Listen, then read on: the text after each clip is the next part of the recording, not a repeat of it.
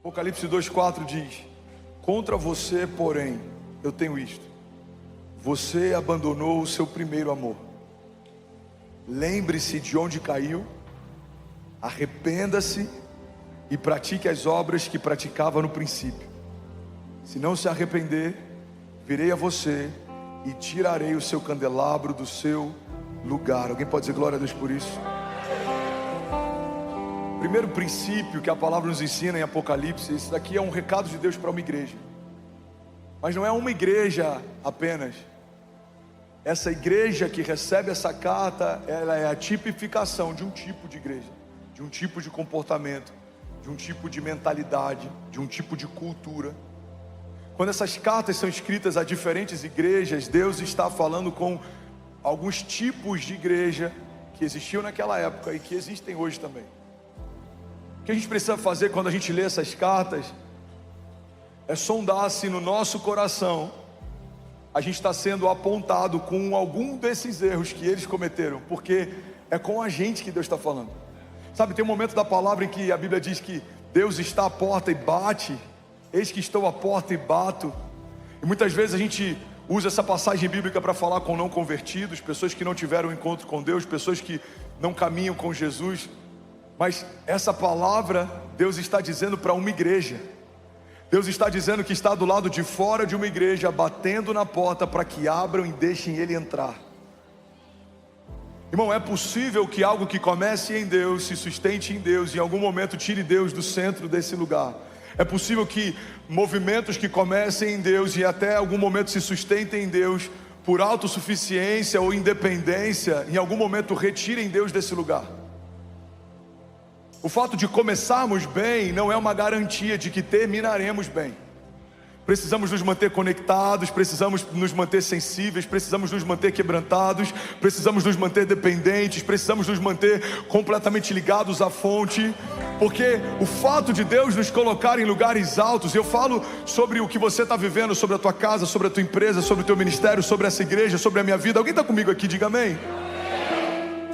O fato de Deus ter nos colocado em lugares altos não significa que a gente saiba o que precisa saber, que a gente tenha o que precisa ter, que a gente faça o que precisa fazer.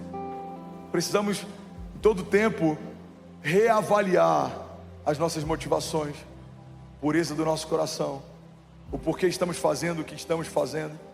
A gente vê alguém como Davi, um homem segundo o coração de Deus, alguém que compôs salmos, alguém que trouxe a arca da aliança e a presença de Deus para dentro da cidade de volta, alguém que sonhou construir uma casa para Deus. Esse mesmo homem, e um dia se distraiu e perdeu a pureza que carregava. E um dia, numa tarde, a Bíblia diz que era primavera, período em que os reis iam para a guerra, Davi permaneceu no palácio. Irmão, permanecer em lugares que Deus nos pediu para sair, e sair de lugares que Deus nos pediu para permanecer é muito perigoso.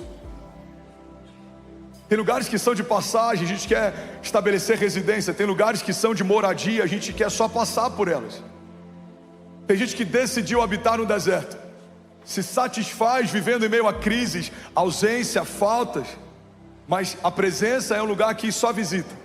Visita uma vez a semana, visita por alguns minutos no domingo. Não, desertos são passageiros, a presença é um lugar de moradia.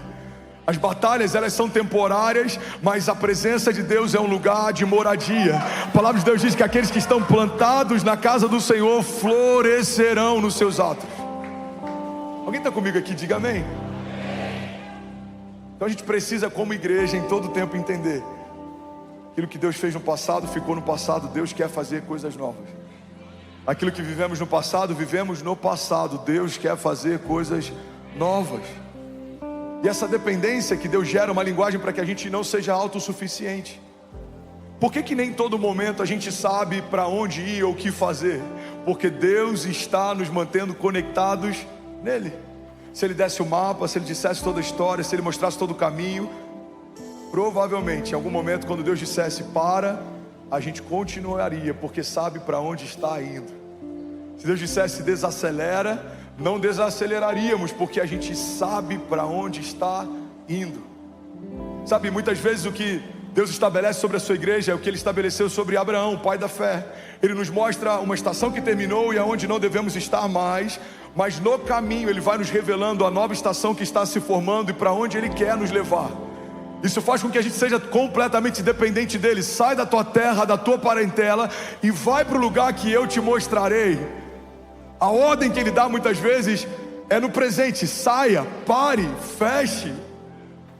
Mas a nova direção, ela se constrói em meio a uma caminhada com Ele. Eu mostrarei para você, eu vou revelar para você, eu vou dar discernimento para você. E é nesse tempo que eu creio que a gente está como igreja. Vivemos 10 anos em um. Precisamos entender que em uma década muita coisa muda. Vivemos 10 anos de crescimento em um. Vivemos 10 anos de sermos esticados por Deus em um ano. Vivemos 10 anos de tribulações, de desafios, coisas que muitas vezes a igreja nem tem ciência. Desafios nos bastidores, levantes, palavras contrárias. Mas se nos últimos 10 anos Deus fez tantas coisas, eu creio que Deus quer comunicar coisas novas para os próximos 10. Alguém está comigo? Diga amém. Eu creio que muita gente que viveu aceleração em Deus, em algum momento se perdeu, porque não percebeu que em um ano Deus fez anos, que um mês Deus fez meses, que um dia Deus fez dias, que uma semana Deus fez semanas. Se o nosso relógio não estiver alinhado com o relógio de Deus, a gente vai tentar se mover debaixo do Cronos, quando Deus está fazendo coisas debaixo do Kairos. Existe uma agenda dele, um tempo dele, um governo dele. Deus está fazendo coisas na velocidade dele. Quando nós estamos debaixo desse tempo, dessa agenda, dessa velocidade, vivemos coisas que não são naturais. As pessoas olham e não entendem, não compreendem, não reconhecem. Por quê? Porque não é algo daqui, é algo dos céus. Deus está fazendo em pessoas coisas que o dinheiro não poderia comprar, coisas que você demoraria anos para viver. Por quê? Porque tudo que Deus faz é além de uma medida natural. Deus do sobrenatural está fazendo coisas sobrenaturais. O Deus do impossível está se revelando em meio a impossibilidades. O Deus de milagres está fazendo novos milagres. Alguém comigo aqui, diga amém. Mas um dos maiores desafios de todo o movimento encharcado pelos sinais de Deus é a gente não se tornar um operário da igreja de Jesus. É a gente não se encantar com os feitos do poder sobrenatural de Deus. Fluímos em sinais e maravilhas, mas não é por isso que Jesus morreu naquela cruz. Porque os sinais e maravilhas cessarão entre os homens quando estivermos com Ele na glória. Para que alguém vai precisar do dom de cura quando todos estivermos com corpos glorificados? Do que servirá essa unção que despedaça o jugo quando estivermos num tempo em Deus em que todo o jugo já foi despedaçado? O dom de revelação, para que precisaremos que alguém revele algo debaixo de uma palavra de sabedoria e de conhecimento quando estivermos diante da fonte de toda sabedoria e de todo conhecimento?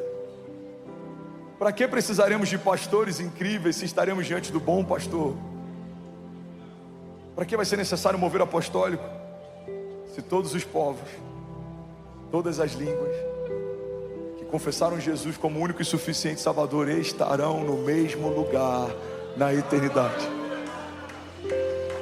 A unção ela é poderosa, mas a unção é derramada sobre algo temporário. A unção é derramada sobre um corpo. A unção é derramada sobre a igreja para esses dias. Mas não é só sobre isso, igreja. O Evangelho não fala só sobre uma igreja empoderada que faz maravilhas nos tempos presentes. O Evangelho fala sobre uma noiva que está sendo resgatada para estar com Ele na glória durante toda a eternidade. O Evangelho não fala só sobre uma igreja que tem recursos, favor financeiro e que afeta a história. Não é só sobre isso. A igreja de Jesus e o Evangelho da graça de Deus fala a respeito de sermos transferidos do império das trevas para o reino do seu Filho amado, para habitarmos com Jesus na eternidade. E é sobre isso que eu quero falar nessa manhã. Alguém está comigo? Diga amém. Primeiro princípio que a gente aprende em Apocalipse 2:4 é que a perda do primeiro amor é uma queda. Olha para mim. A perda do primeiro amor é uma queda. A perda do primeiro amor, Lagoinha Alphaville, é uma queda. Não é um problema. Uma das crises da nossa geração é que estamos tratando pecado como se fosse problema. Pecado é pecado, problema é problema. Não, eu tenho um problema com a mentira. Não, não, não. Você tem um pecado com a mentira. Não, eu tenho um problema com a fidelidade. Cara, eu tenho esse problema. Não, não, não. Você tem um pecado com o adultério. Não, porque eu tenho, pastor, um problema com a pornografia. Não, não, não. Você tem um pecado com a pornografia. Uma geração que tem dificuldade de entender o que é pecado e o que é problema, certamente vai ter dificuldade de entender o que é eterno e o que é passageiro, o que é de Deus e o que não é de Deus. Alguém grava isso, por favor, porque eu não sei se com a queda de som estão conseguindo gravar o áudio, mas eu sinto que é um recado de Deus para a nossa igreja. Eu preciso que a gente guarde o que Deus está falando aqui, amém? Não lembro de que é essa citação, mas ele diz que quando amamos a Deus devidamente, amamos todas as outras coisas proporcionalmente. Quando a gente está centrado em Deus, o nosso coração está alinhado com Ele, as coisas vão tomando o seu devido lugar. Aquilo que não tem valor fica no lugar daquilo que não tem valor. Aquilo que tem valor eterno fica no lugar da eternidade. Aquilo que tem um valor superestimado fica nesse lugar. Aquilo que não tem valor nenhum e é fútil fica no lugar de menos destaque. Quando Deus alinha o nosso coração, a gente começa a se mover por algo mais alto. A gente deixa as coisas fúteis de lado, a gente deixa as coisas passageiras de lado. A gente começa a se mover por uma agenda que é superior. A palavra de Deus diz: busque em primeiro lugar o meu reino e a minha justiça, e essas coisas vos serão acrescentadas. Então guarda isso, igreja. A palavra de Deus nos ensina que a perda do primeiro amor é uma queda, não é um problema, não é uma coisa chata, triste. Ah, que chato, né? Ele perdeu o primeiro amor. Poxa, que triste. Fulano perdeu o primeiro amor. Não, não, não, não, não. É uma queda. O segundo conceito que a gente aprende nessa passagem é que a perda do primeiro amor é chamado de pecado. Se perdermos o primeiro amor, perdemos tudo. O primeiro amor não é uma medida para quem está no início e é mais ingênuo do que a gente que está maduro na fé. E por muitas vezes eu já ouvi isso, principalmente no início da minha caminhada. Não, ele está envolvido com missões, mas ele está no primeiro amor. Não, ele está fazendo ação social, mas é porque ele está no primeiro amor. Não, ele está dando aula na escola bíblica dominical, e ele prega, e ele lidera jovens, mas ele está no primeiro amor. Muitas vezes nós justificamos a ausência do nosso primeiro amor, como se o primeiro amor do outro fosse uma categoria mais rasa de uma jornada de fé. A verdade é que eu amava Benício quando eu peguei no colo, eu amo muito mais do que amei no primeiro dia. Eu amava a Céci quando eu peguei no colo, hoje eu amo muito mais do que eu amei no primeiro dia. Eu amava a Chloe quando eu vi o ultrassom, eu amo muito mais do que quando eu a vi no primeiro dia. Eu amava a Kezinha quando a gente namorava, eu amo muito mais do que eu amei no primeiro dia. Eu amei Jesus quando Ele me encontrou caído no meio do caminho. Eu preciso amá-lo mais do que eu amei no primeiro dia. Esse primeiro amor é uma medida densa e ela precisa ser ampliada, ela precisa ganhar densidade. Ela não é algo que vai ficar como um marco histórico no início da jornada e não vai ser mais visitada, não. Ela precisa acompanhar você, ela precisa estar enxertada em você, ela está inserida em você. Há uma medida de Deus para a sua igreja que faz com que a gente ame tanto a Ele que todas as outras coisas perdem o seu valor. Nada mais importa quando o Rei da Glória está falando, nada mais importa quando o Rei da Glória está fazendo, nada mais importa quando a presença dEle enche o lugar, quando a glória dEle enche um culto. Alguém comigo aqui?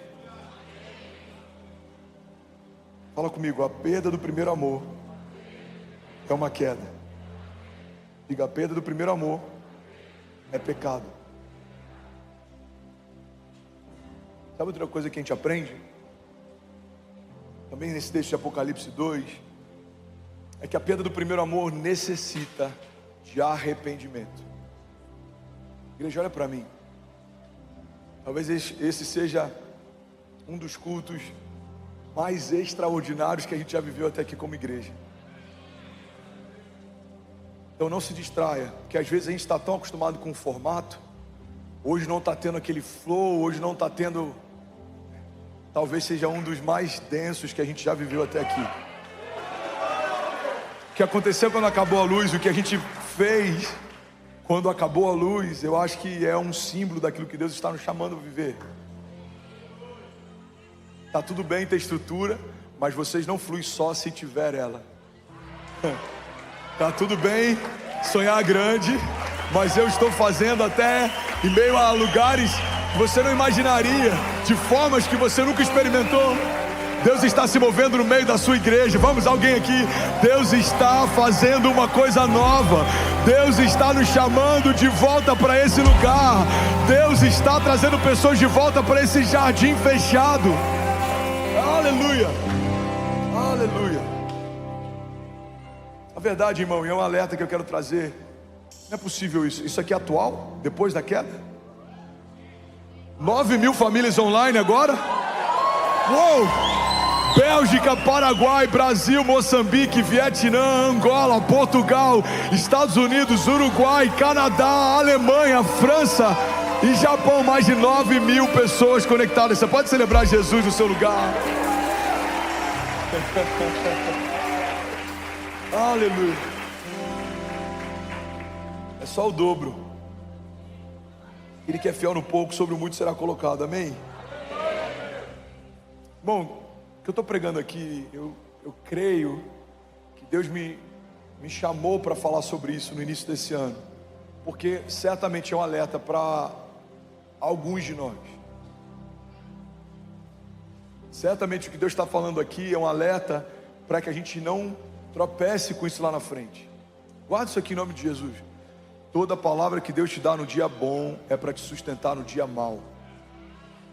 Toda direção que Deus nos dá, mesmo em momentos de alta performance, são alertas de Deus para que a gente não se perca por conta da performance.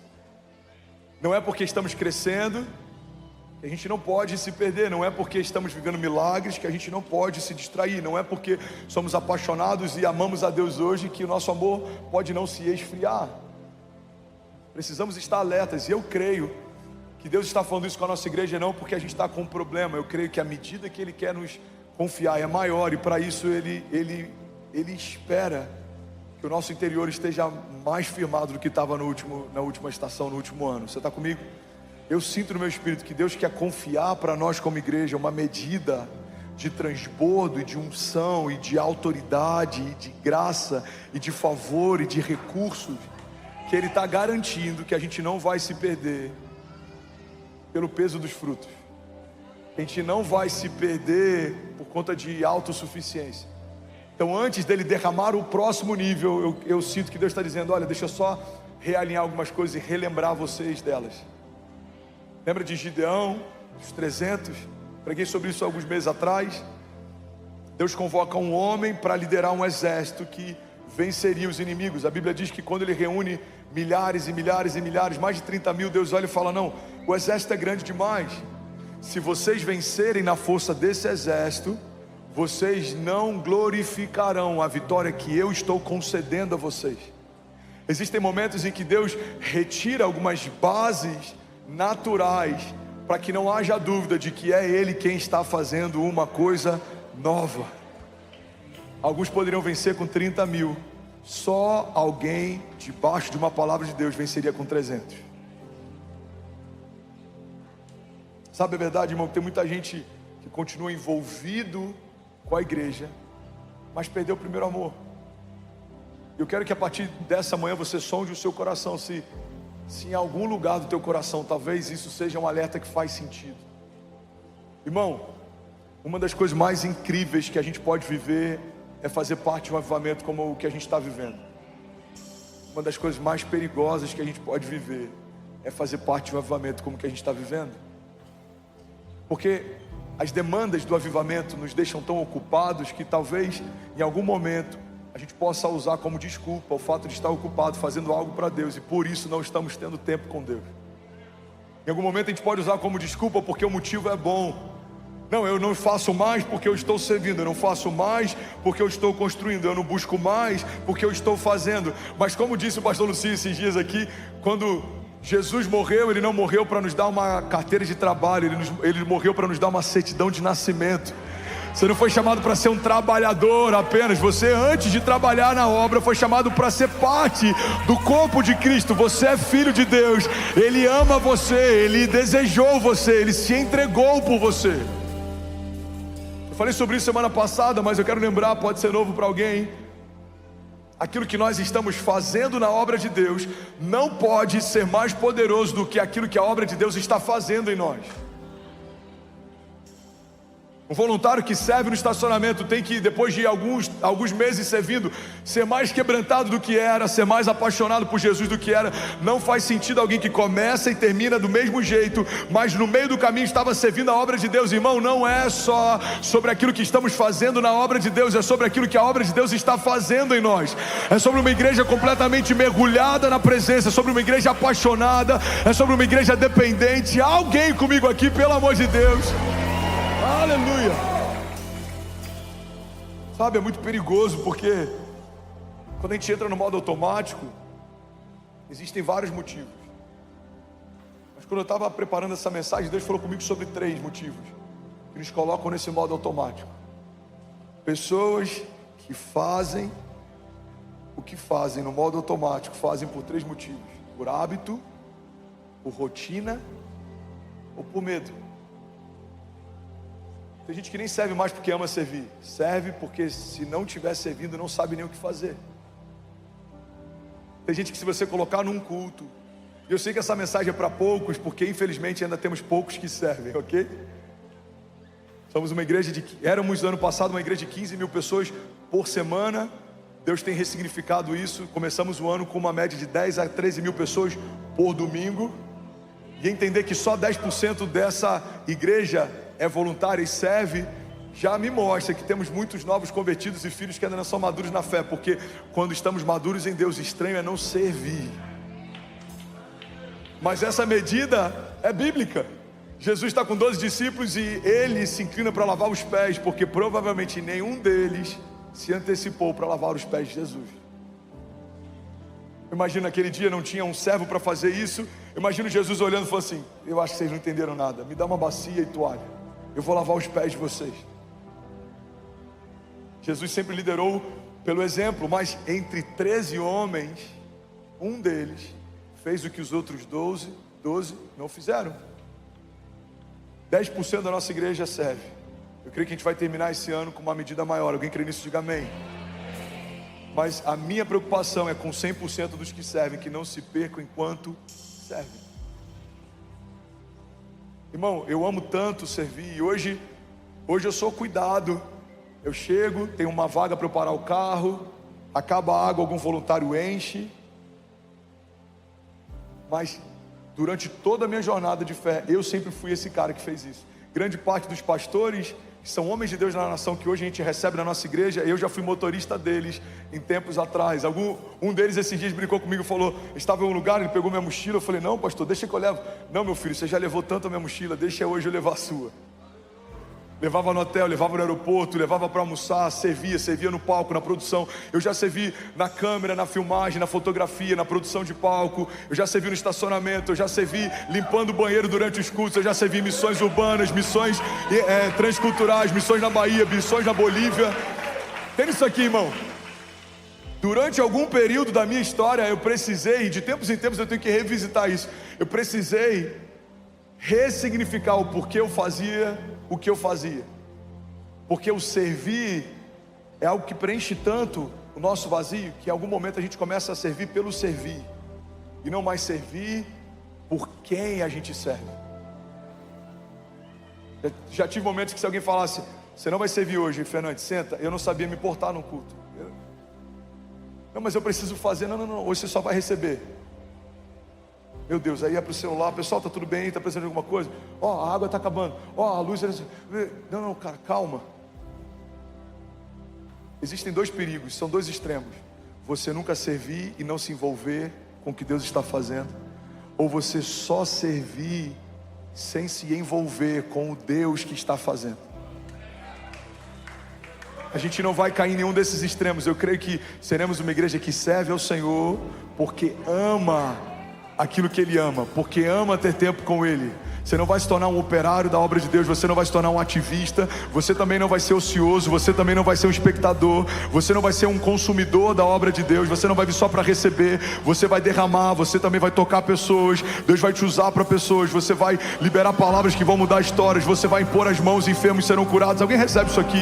Deus vai te dar estratégias, sabedorias para você mudar o lugar onde você está plantado, seja a tua empresa, seja o lugar que você governa, lidera, seja a tua casa, a tua família. Talvez você seja o único convertido dentro da tua casa. Eu declaro em nome de Jesus que você vai ser como um bom perfume naquele lugar, e os seus serão alcançados ainda esse ano. Você e toda a sua família estarão aqui à frente, os seus filhos vão se converter, se render a Jesus, você vai se emocionar com eles no dia do batismo, você vai declarar no final de 2024: eu e a minha casa serviremos ao Senhor, nenhum dos meus vai ficar de fora, nenhum dos meus vai ficar no meio do caminho, nenhum dos meus vai ser motivo de tropeço, de vergonha. Os meus filhos são um bom perfume de Jesus, espalhados pelas ruas da cidade, são como flechas liberadas sobre nações, viverão o que eu não vivi, tocarão lugares que eu não toquei, ouvirão de Deus o que eu não ouvi. Os meus filhos viverão a dupla honra de Deus, os meus filhos serão apaixonados pela presença de Jesus.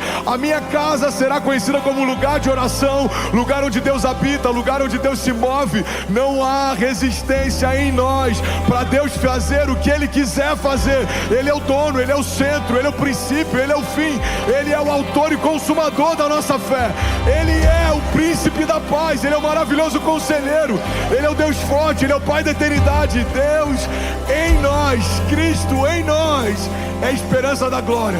Você pode levantar suas mãos e declarar isso. Diga: Pai, o meu coração está disponível para o Senhor habitar e fazer o que o Senhor quiser fazer.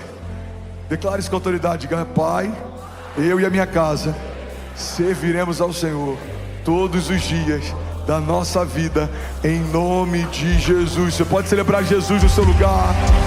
Vamos, será que alguém pode, pelo amor de Deus, fazer barulho? Aleluia!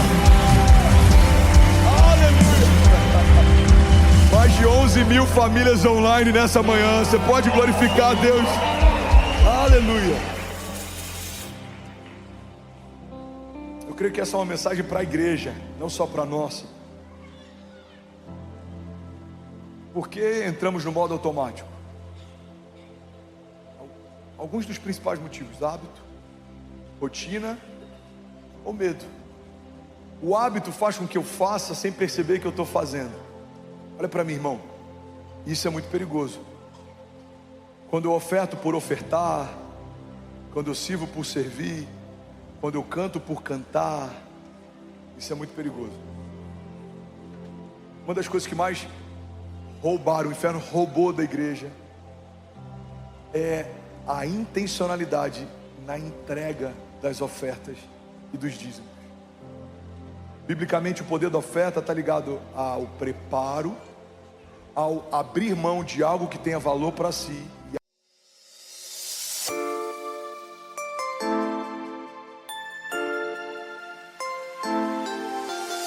Whispers in the night, we let them fly. Underneath the moon and the sky, hearts open wide, dreams we confide. In this silent world where we hide, shadows on the walls tell the story of the days gone by in faded glory. We remember whispers from the past, written in the dark, they always last. Hold me close and let the night begin. In a world of dreams we walk within, lost in moments, eyes softly closed, listening to the whispers only we know. Step by step we follow hidden trails,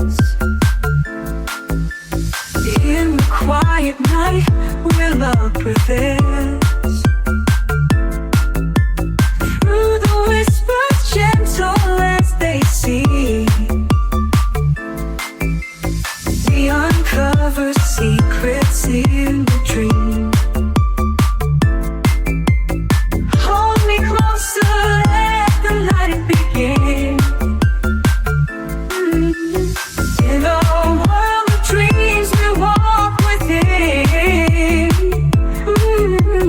Lost in moments, eyes softly closed, listening to the whispers only we know.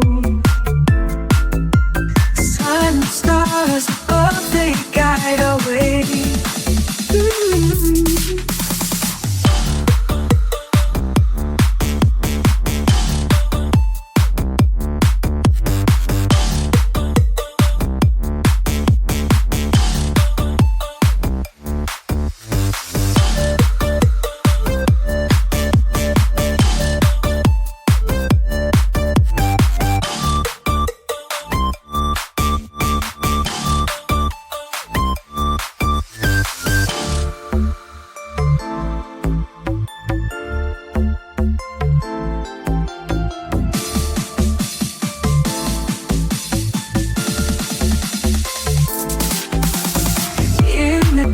Of night until the day. Every whisper echoes in our heart. Though the night may end, love never part.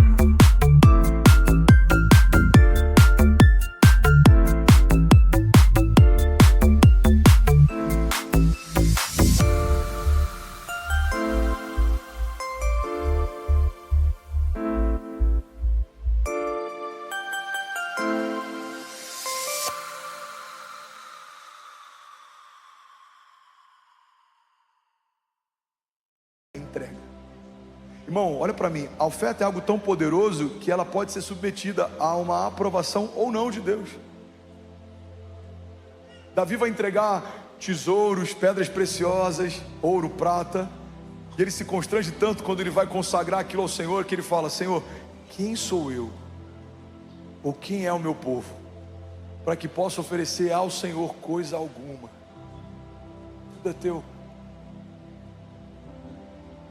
É como se o Benício fosse na despensa, pegasse algumas coisas e preparasse algo para mim e quisesse se gabar do almoço que ele preparou. Filho, papai encheu a despensa. Você só tem para fazer porque papai colocou lá. As nossas ofertas são exatamente assim. A gente não pode ter uma vanglória porque estamos ofertando algo incrível. Uau, minha oferta foi super generosa esse mês. Não, a gente só tem para dar porque Ele nos deu primeiro. Só estamos de pé porque o Senhor tem mantido o fôlego em nós. O nosso coração está batendo por uma ordem dEle. Só estamos prosperando porque o Senhor viu graça em nós. Só estamos vivendo o que estamos vivendo porque Deus está fazendo. Não é sobre mim, é sobre Ele. Então, quando eu tenho consciência disso, a minha oferta é um derramar debaixo de submissão e de honra. O poder da oferta está diretamente ligado ao princípio da honra. O poder da oferta está diretamente ligado ao princípio da honra. Quem dá muito sem o princípio da honra, quando dá, a oferta é inferior àquele que, mesmo tendo pouco para dar, honra ao Senhor com o pouco que tem. O princípio da oferta, do dízimo, está ligado a um preparo e a uma entrega. Pai, eu estou te entregando o meu melhor. Quantas vezes a gente pega o que sobra? Amor, o que tem na bolsa? Você veio? Não, pode ser. A gente dá o que sobra. Tem problema ser pouco? Não, não é pelo princípio da quantidade, é pelo princípio da primícia. Eu não dei algo que eu preparei para dar, eu dei o que sobrou, porque é o que tinha. Alguém está comigo aqui? Jesus está olhando pessoas ofertando, e Ele olha as moedas de uma viúva, e Ele fala: aquela mulher deu mais do que todos eles. Qual o princípio que Jesus usa? Não é o princípio da quantidade, da honra. Ela deu tudo que tinha. Por mais que eles estivessem dando muito, eles estavam dando do resto. Como tinham muito, sobrava muito. mas ainda era sobra. Irmão, cantar só por cantar é perigoso também. A gente conhece as letras, muitas vezes no nosso set a gente canta músicas que para a igreja são um hit, e a gente começa a declarar coisas que a gente nem sabe o que a gente está declarando, a gente vai cantando no modo automático sem nem perceber o que a gente está cantando. Quantas vezes a gente serve sem nem perceber o porquê que a gente está servindo? Eu já vi aqui no início da igreja, durante os mutirões, teve um dia que 2 voluntários brigaram por causa de alguma situação. Eu falei, é sério que vocês estão brigando por querer fazer a igreja? Vocês estão brigando por querer fazer a construção de uma igreja? Qual é o sentido de brigar com o teu irmão para construir uma igreja para Jesus? Já perdeu todo o propósito que você está fazendo, irmão. Não é fazer por fazer, não é ofertar por ofertar, não é cantar por cantar, não é vir por vir. Precisamos ser intencionais. Pai, eu estou arrumando os meus filhos, eu estou botando a minha melhor roupa, porque alegrei-me quando disseram, vamos à casa de Deus. Pai, eu estou ofertando, isso aqui é o meu melhor. Eu preparei algo nessa semana, diante de tudo aquilo que o Senhor me deu, de tudo aquilo que tudo que o Senhor derramou sobre mim. Eu estou derramando o meu melhor, Pai. Eu estou servindo porque eu lembro da onde o Senhor me tirou. Eu lembro quando eu estava perdido, eu lembro do inferno que o Senhor me resgatou, e hoje eu amo ver pessoas vindo à frente, pessoas se convertendo, pessoas vivendo um novo começo. Jesus, eu amo ver a tua igreja crescendo, prosperando. Eu amo fazer parte daquilo que o Senhor está fazendo. Alguém comigo diga amém? Senão, irmão, é como uma mulher que permanece fiel ao seu marido, mas não ama mais. Por que que a perda do primeiro amor é considerada uma queda? Porque não adianta estarmos fiéis, mas não amarmos a Ele mais. Porque o amor a Deus é o que traz sentido a tudo que estamos fazendo e estabelecendo como igreja. Nós amamos porque Ele nos amou primeiro. Nós fomos reconciliados e por isso reconciliamos. A palavra de Deus diz que fomos reconciliados com Deus através do sacrifício físico de Jesus. Mas não só isso, recebemos também o ministério da reconciliação, pelo qual clamamos, reconciliem-se com Deus. E quando dizemos isso, a Bíblia diz que é como se o próprio Deus falasse através de nós. Irmão, o que a Bíblia está dizendo é que quando você foi encontrado em Deus, você não é só mais alguém que foi encontrado, você se tornou um lugar de encontro. Pessoas vão encontrar Jesus quando encontrarem você. Pessoas vão conhecer Jesus quando conhecerem você. Pessoas vão se apaixonar por Jesus quando verem você apaixonado. Pessoas vão querer mais de Deus quando verem você querendo mais dele. Alguém comigo aqui, diga amém. É como o sal, eu falei isso em um dos cultos do domingo passado. Eu estou no jantar com o pastor Márcio, e aí ele está lá falando e todo mundo só ouvindo, tanta sabedoria, tanta graça fluindo. E aí ele pergunta assim na mesa: qual é a característica mais importante do sal? Alguém levanta a mão e fala: ah, pastor, eu acho que é de temperar, né? O sal muda o ambiente onde ele está. Ele falou: muito bom. Mais alguma? Aí alguém falou assim: ah, o sal conserva. Sal conserva, não sei se você sabe, mas antigamente os alimentos eram conservados com sal. E aí ele falou: muito bem, mas ainda tem uma que é mais poderosa. E ninguém soube, ele falou: o sal gera sede. Quando uma comida está salgada demais, a primeira coisa que a gente faz: por favor, me dê um copo d'água. Quando a palavra de Deus diz que nós somos o sal da terra, significa que as pessoas que nos consumirem vão sair desse encontro com mais sede por Jesus. Seus filhos vão te ver queimando com Jesus, vão querer queimar. Os nossos amigos vão nos ver vivendo uma história com Deus, vão querer viver. Alguém comigo aqui? Deus vai levantar uma igreja tão encharcada dele que as pessoas vão ver você mergulhando no rio, vão querer mergulhar. Vão ver você caminhando com Deus, vão querer caminhar.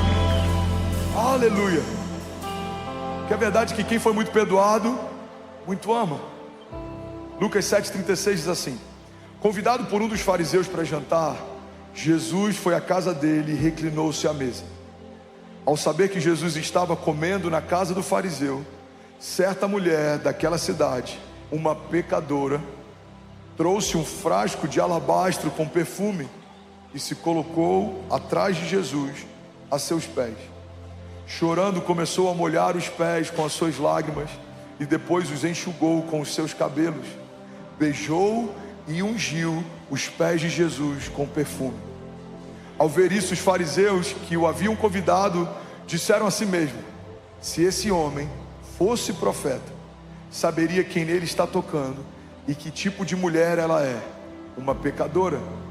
Então respondeu-lhe Jesus: Simão, eu tenho algo a lhe dizer. Dize, mestre. Então disse ele: 2 homens deviam a um certo credor. Um lhe devia 500 denários e outro devia 50 denários. Nenhum dos dois tinha como lhe pagar, por isso ele perdoou a dívida de ambos. Qual deles o amará mais? Então Simão respondeu: suponho que aquele a quem foi perdoado a dívida maior. Então Jesus respondeu: você julgou bem.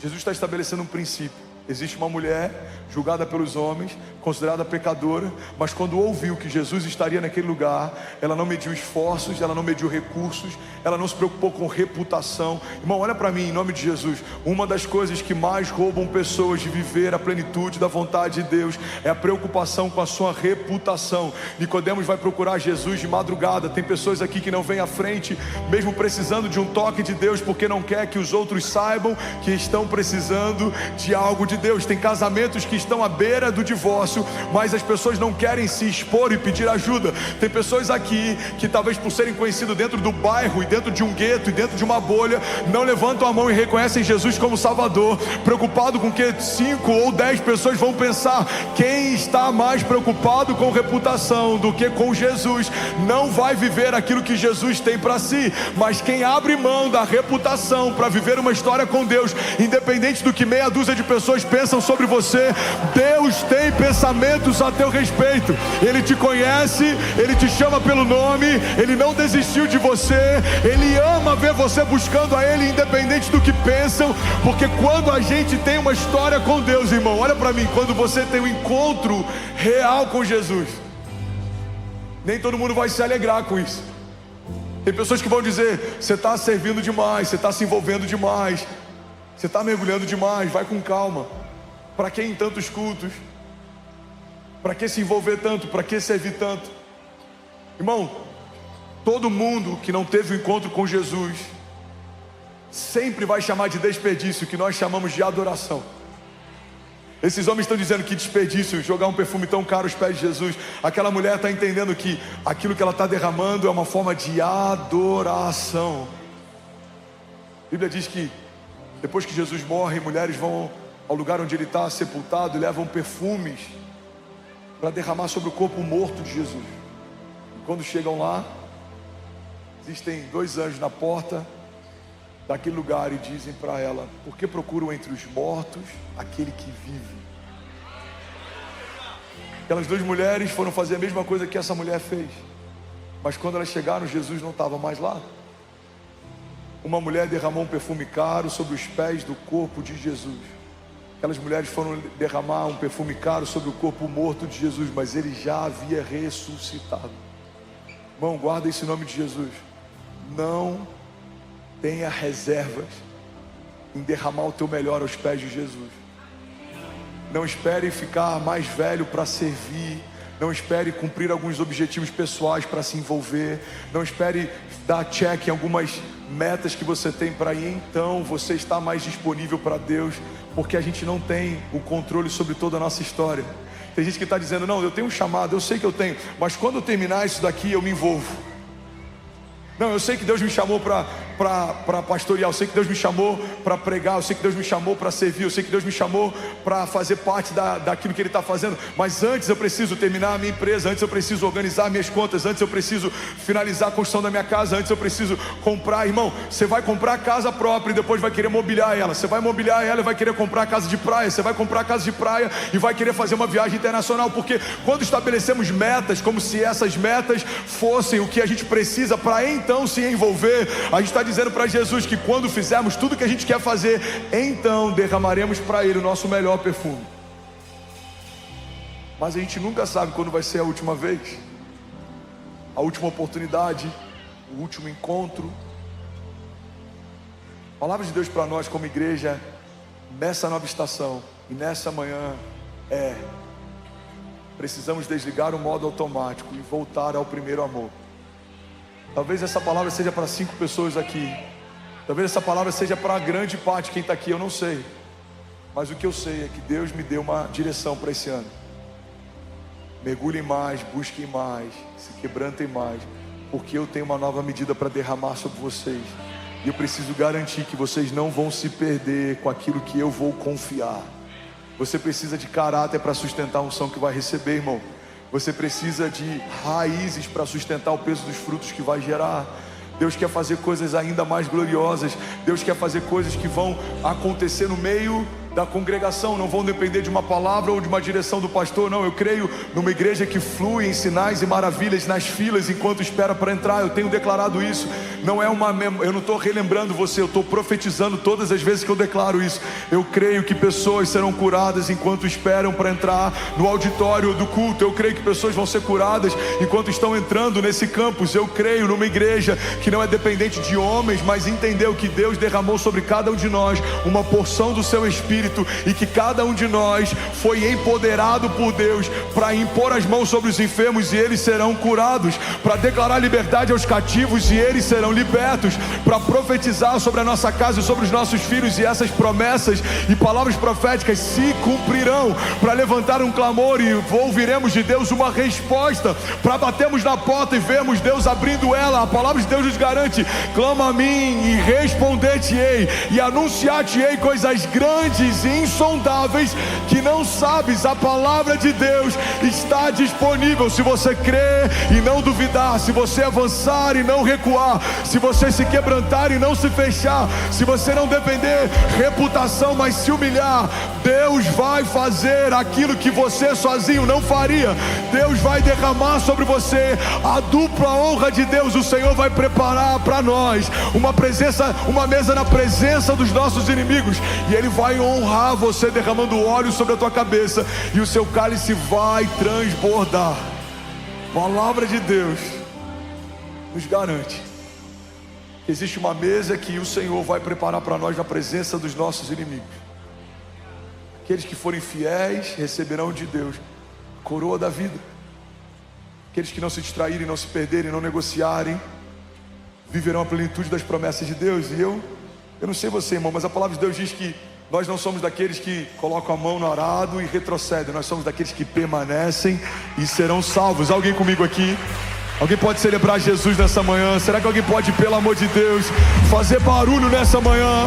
Você pode dar um brado de liberdade nessa manhã? Aleluia! Será que alguém pode dizer: ainda bem que eu vi Jesus? Aleluia! Aleluia! Fala comigo, quem foi muito perdoado, muito ama. Como igreja, eu tenho 3 minutos para terminar essa mensagem. Fala comigo, quem foi muito perdoado, muito ama. Por que a medida de amor é maior para quem recebeu mais perdão? A gente sabe do inferno que Deus tirou a gente. Eu sempre tive dificuldade de entender por que alguns filhos de pastores e filhos de crentes gostavam de brincar com o pecado. Quantas vezes a gente não conheceu? O cara é criado na igreja, mas acha graça em se desviar. Por que para mim sempre foi estranho? Porque eu sei de onde eu saí, mas quem nunca esteve lá não tem ideia do contraste que é. Cara, eu quero só experimentar, deixa eu só ver qual é. Quem saiu de lá fala: irmão, pelo amor de Deus, não vai. Eu estava lá. Não é legal, não é bom, não é agradável, não tem vida lá. Mas quem nunca experimentou tem essa curiosidade. Irmão, quem foi muito perdoado, muito ama. Você pegar alguém que saiu do inferno das drogas e foi restaurado por Deus, pergunta para ele qual é o peso da presença de Deus. Irmão, Deus é tudo para ele. Por quê? Porque quando ele estava completamente perdido, quase morto, ferido no meio do caminho, Jesus encontrou ele no pior momento e trouxe ele para um novo tempo. Igreja, olha para mim, a gente não pode se esquecer de onde Jesus encontrou a gente. Hoje você tem cara de crente, usa roupa de crente, mas não foi sempre assim. Tem muita gente que, por mais que foi criado na igreja, talvez não era tão apaixonado como você é hoje. Preserve isso com tudo que você pode, preserve a unção. A palavra de Deus diz que uma mosca que cai num bom perfume estraga todo o perfume. O que a palavra está dizendo é que a responsabilidade de cobrir o bom perfume que a gente recebeu é nossa. Deus me deu uma unção, isso é incontestável. Você pode gostar de mim ou não gostar, você pode gostar da minha pregação, do sermão ou não gostar, mas uma coisa é incontestável: existe uma unção que foi derramada, que não tem a ver comigo. A gente vê pessoas sendo curadas, a gente declara coisas e elas acontecem, profetizamos e promessas e profecias se cumprem, a gente está vivendo um transbordo. Isso tem a ver com uma unção, ela foi derramada. Mas se eu não cobrir, um adultério desmorona todo o que está sendo construído. Um pecado oculto, quando é revelado, coloca em xeque tudo que está sendo construído. Porque quando Deus te dá um bom perfume, a responsabilidade de cobrir o perfume que recebeu é sua. Quando Deus começa a queimar o fogo dele no teu altar, a responsabilidade de manter o fogo queimando é sua. A palavra de Deus diz: o fogo queimará sobre o altar e ele não se apagará. Os sacerdotes, eles todos os dias, eles iam até o altar, retiravam as cinzas da lenha que queimou na noite e no dia anterior e colocavam lenha nova.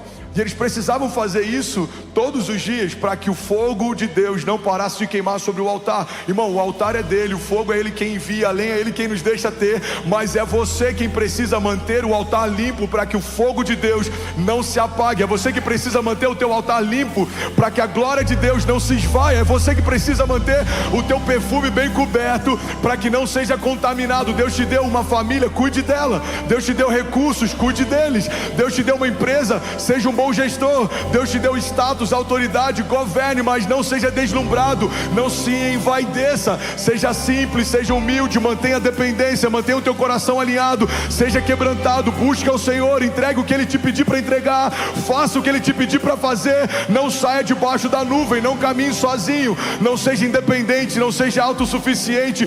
Clame a Deus e Ele te dará a resposta. Busque ao Senhor e Ele te livrará dos seus inimigos. O Senhor é refúgio e fortaleza, Ele é socorro presente para aqueles que buscam. Se você clamar, o Senhor te dará a resposta. Se você se humilhar, o Senhor derramará sobre você a dupla honra, porque os humilhados serão exaltados. Aqueles que choram enquanto semeiam trarão com alegrias os seus feixes, uma colheita sobrenatural. Para aqueles que não se desviam, para aqueles que não desanimam, a palavra de Deus para alguém aqui nessa manhã. E se você recebe isso, levante suas mãos, feche seus olhos em nome de Jesus. É que você vai permanecer no primeiro amor. Você não vai se desviar, você não vai se perder, você não vai desanimar, você não vai se distrair. Eu declaro em nome de Jesus, Deus nos trazendo para esse lugar em que a presença dele é tudo o que importa.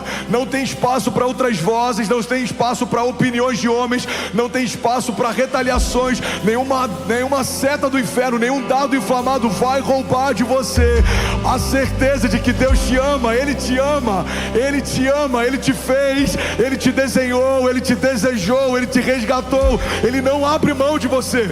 O inferno sabe o seu nome, mas ele insiste em te chamar pelo teu pecado. Mas Deus, mesmo sabendo dos nossos pecados, continua nos chamando pelo nome. Deus está chamando Pedros aqui nessa manhã. Pedro, tu me amas, então apacenta as minhas ovelhas. Volta para o lugar que eu te estabeleci, volte ao primeiro amor. Deus está dizendo para Lázaro aqui nessa manhã: Lázaro, vem para fora, vem para fora, vem para fora. Cheira babababa, checa tarabababaço. Cheira bababa, checa tarabababaço. Feche teus olhos em nome de Jesus. Você que é batizado, seja livre, irmão, seja livre, seja livre, seja livre. Enquanto o instrumental lidera a gente, seja livre, seja livre. Se você precisa voltar para esse lugar em Deus, esse é o dia, esse é o momento. Se você precisa deixar alguma coisa para trás, esse é o momento que o Senhor preparou. Se você precisa abrir mão de algo, se você precisa apresentar para o Senhor algum pecado oculto, algum lugar que você não deixava que Ele entrasse, esse é o momento. Pai, está aqui, eu preciso de cura, eu preciso de libertação, eu preciso de renovo. Jesus, enche a minha vida, enche a minha casa, enche os meus pensamentos, enche o meu espírito. Senhor, eu quero voltar para esse lugar em que eu era completamente apaixonado. Eu não quero ser um trabalhador da tua obra, eu não quero ser alguém só que faz. Eu quero voltar ao primeiro amor. Jesus, eu quero viver aquilo que eu já vivi, eu quero mergulhar como eu já mergulhei. Vamos, abre a tua boca, abre a tua boca. Abre a tua boca. A palavra de Deus diz: clama a mim e responder-te-ei. Clama a mim e responder-te-ei. Clama a mim e responder-te-ei.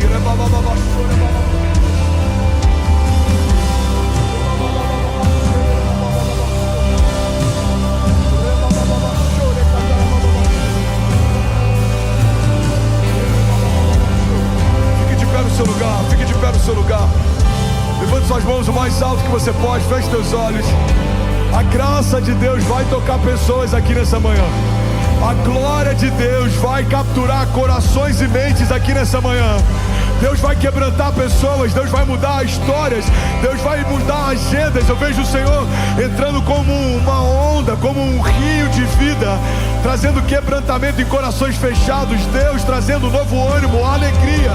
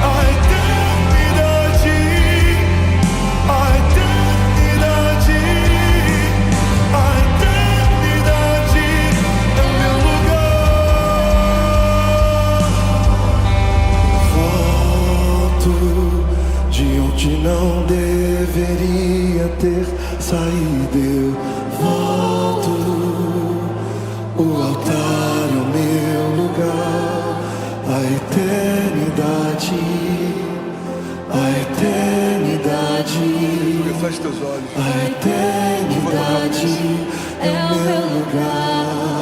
Eu volto.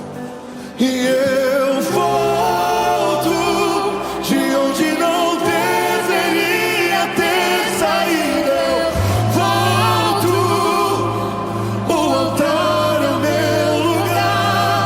A eternidade, a eternidade,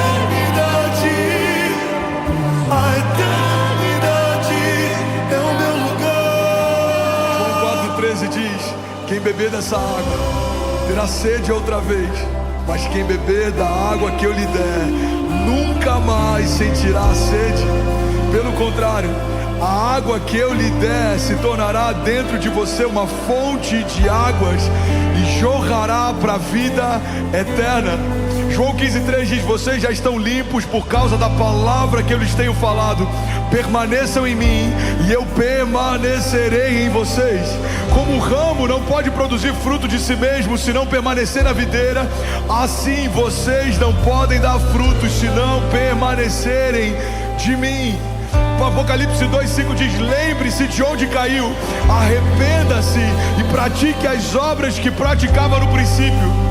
Arrependa-se e pratique as obras que praticava no princípio. Romanos 8,15 diz: pois vocês não receberam um espírito que os escravize para novamente temer, mas receberam um espírito que os adota como filhos, por meio do qual nós clamamos: Abba, Pai.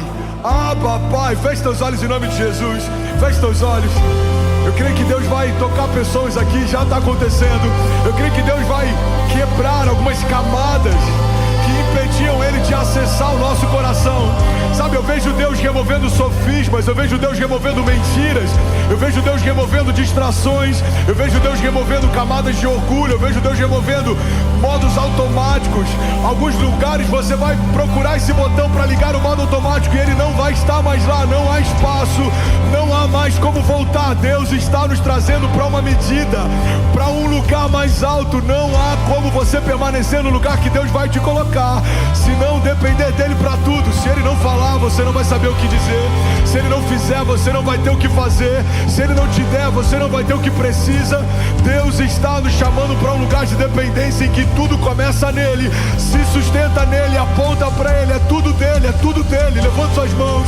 Tudo bom? Você acabou de assistir uma mensagem aqui do nosso canal. Eu tenho certeza que ela te edificou e que ela vai gerar algo novo em você. E a gente separou mais 2 vídeos. Eu quero deixar essas indicações aqui para você continuar queimando com Jesus. E eu quero muito te fazer um pedido também. Se essa mensagem te edificou, comenta aqui embaixo, segue o canal, me ajuda a compartilhar para que mais pessoas sejam tocadas também. Deus te abençoe.